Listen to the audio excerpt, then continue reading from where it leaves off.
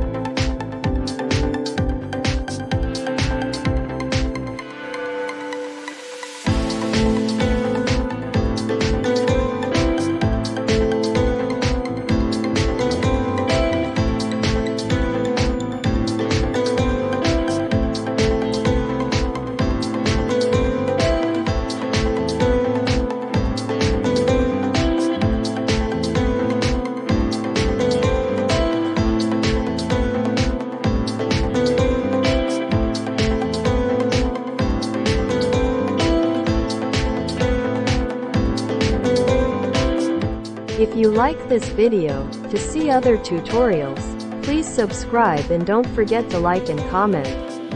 Thank you.